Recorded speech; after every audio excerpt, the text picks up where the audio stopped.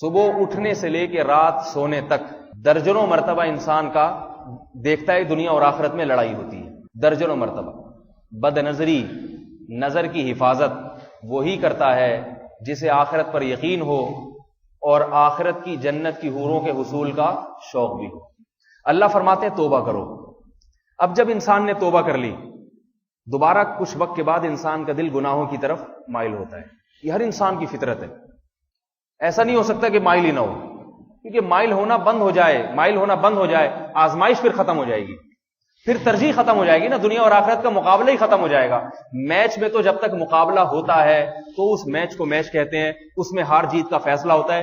مقابلہ ہی نہیں ہو رہا، بنگلہ دیش اور پاکستان کی ٹیم میدان میں اتری، مسافہ کر کے چلی گئی، پھر کیا پتا چلے گا کون ہارا کون جیتا؟ یہ اس کے خلاف کھیلے گی، وہ اس کو ہرانے کی کوشش کرے گی، پھر کامیابی اور ناکامی کے فیصلے ہوتے ہیں۔ اللہ فرماتے ہیں دنیا میں نے تمہیں بھیجا ہے مقابلہ کرنے کے لیے، دنیا بھی آئے گی وہ تمہیں اپنی طرف کھینچے گی، آخرت تمہیں اپنی طرف کھینچے گی، دونوں آپس میں لڑیں گی، تو ہم دیکھتے ہیں کہ تم کس کا ساتھ دیتے ہو۔ تو یہ جب تک لڑائی نہیں ہوگی میرے بھائی، مقابلہ نہیں ہوگا، اور یہ لڑائی ہوتی ہے انسان کے دل میں اٹھنے والی خواہشات سے۔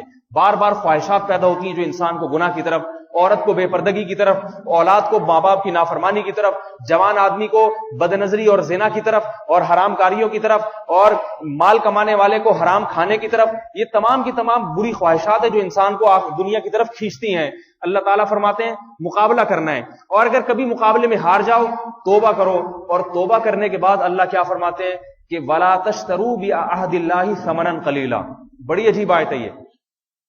فرمائے دیکھو اللہ سے کیے ہوئے معاہدے کو تھوڑے سے نفع کے بدلے میں نہ توڑو، تھوڑے سے نفع کے بدلے میں نہ توڑو۔ گناہ کر لیا، اس کے بعد پکی توبہ کر لی، اللہ سے معاہدہ کر لیا اب نہیں کروں گا میں یہ، اے اللہ میں اس گناہ کے قریب نہیں پھٹکوں گا، تھوڑے دن میں شیطان دوبارہ اس گناہ کے قریب لے کر جائے گا۔ اب قرآن مجید کی یہ آیت ایسے لوگوں کے بارے میں کیسی بہترین رہنمائی ہے۔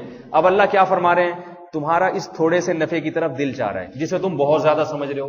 زنا کو انسان بہت مزے کی چیز سمجھتا ہے، بد نظری کو، فلموں کو، بیہودہ تصاویر کو نوجوان بہت لذیذ اور بہت مزے کی چیز سمجھتا ہے، لیکن اللہ کیا فرما رہے ہیں؟ اس تھوڑے سے مزے، پہلی بات اللہ نے کیا فرمائی؟ یہ مزہ بہت زیادہ نہیں ہے، یہ کیا ہے؟ تھوڑا سا ہے۔ شیطان تمہیں دکھا رہا ہے کہ بہت زیادہ ہے، حقیقت میں یہ بہت زیادہ نہیں ہے، یہ بہت تھوڑا سا مزہ ہے۔ فرمایا اللہ سے کیے ہوئے معاہدے کو اس تھوڑی سی لذت کی خاطر نہ توڑو۔